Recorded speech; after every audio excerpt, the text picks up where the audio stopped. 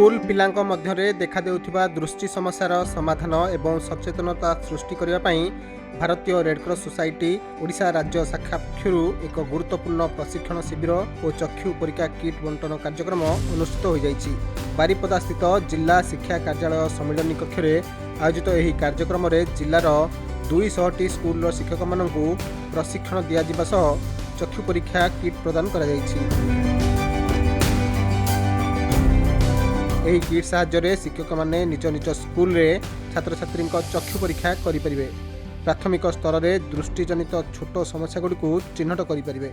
भारतीय Red Cross society Odisha शाखार संपादक गणेश चंद्र पात्र कहते जदि कौन छात्र छात्री जटिल चक्षु समस्या थिबा चिन्हट हुए तेबे परवर्ती पर्यायर में सेमानकु संस्था पक्षरु संपूर्ण मागणारे चिकित्सा सेवा जोगाई दिया। गणेश चंद्र पात्र honorary secretary Indian Red Cross society Odisha state branch.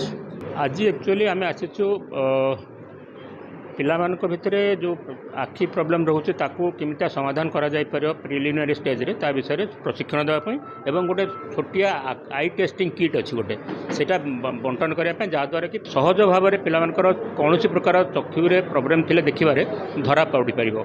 शिक्षक माने आछन ताकू आम शिक्षा प्रशिक्षण दउछु एवं ताकू गोटे गोटे यंत्र जोटा कि आई टेस्टिंग किट जोटा कोरप्टर आम कहूँ सेटा को दबु सेतरे से माने पिलामानकर आखि टेस्ट करकरी जार प्रिलिमिनरी प्रॉब्लम सेटा धरा पड़ो। आम तो विशेष किसी टेस्ट आम पाखे ना जंत्रपाति बहुत साधारण जंत्र जो थे कि पिलामानकर जो देखा जो प्राथमिक प्रॉब्लम थाए सेटा धरा पड़ो। यही उद्देश्य आम आसचु आज 200 स्कूल पिला शिक्षक मान डक जाइए गोटे गोटे दौचु पुणी परवर्ती पर्यायर सब प्राय सब स्कूल पिला जमी आम प्रोविजन करूँ से आम जोगेबू। आमको ये जो देती आपंकर 200 फोरोप्टर जोटा तार कस्ट उत्कल चैम्बर ऑफ कॉमर्स बियर कर एवं या टेक्निकल सपोर्ट दूसरी आमको एलवी प्रसाद इंस्टीट्यूट।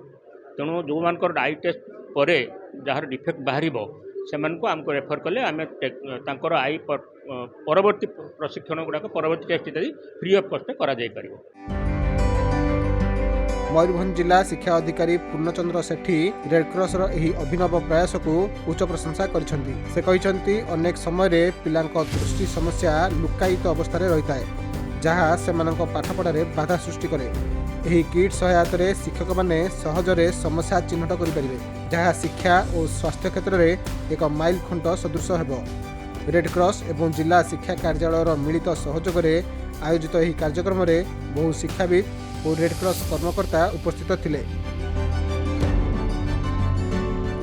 पूर्णचंद्र सेठी जिला शिक्षा अधिकारी मयूरभंज आज आम प्रशिक्षण शिविर करा जाउची कारण आमर सेक्रेटरी सार जॉइंट सेक्रेटरी सार आछंती इंडियन रेडक्रॉस सेक्रेटरी सार आछंती आम आम जिलार प्रथम थर करी जे आमर 200 स्कूल को डका जाइए जो पिलामानकर आईसाइट डिफेक्ट होची ताकू किबळी इजीरे आमे ताकू करि परिबा परीक्षण करि परिबा सेति पई आई किट दिया जाउची। एवं निश्चित भाव में मुझे कहि आज ट्रेनिंग दिगला जो जो आरपी दीज सार नहीं आसती से मोर शिक्षक मान सब ट्रेनिंग देदेले। तेणु बर्तमान मोर प्रथम पर्यायर 200 स्कूल को दि जाइए यहाँ आम टोटाल समस्त स्कूल को दिज्व और सब टीचर मानक आम प्रशिक्षण दवा। तेणु प्रथम थर कर मो जिला को जेहेतु सार आटा आज आम शुभारंभ कलु निश्चित भाव में मुझे कहि ए जिले में डेफिनेटली आम 100% करूँ। और मोर गोटे आज रिक्वेस्ट था जे रेडक्रॉस आमर जिले में रेडक्रॉस भवन नहीं सार पाखे मुझे रिक्वेस्ट करी सार कहले जगह जोगेदेले से रेडक्रॉस भवन बिल्डिंग करने सार करेंगे। तेणु मुझे निश्चित भाव में आज कलेक्टर सार को देखा करी गोटे आइडेंटिफिकेशन करी गोटे लेट। तेणु आम जिले में से रेडक्रॉस भवन हो सारापर कौन हम ना आम जिते आम ट्रेनिंग करवा और शिक्षा आम स्वास्थ्य विषय में पिला सहित ट्रेनिंग सहित टीचर सहित माने आम डिस्कसन करवा से भल हो पार।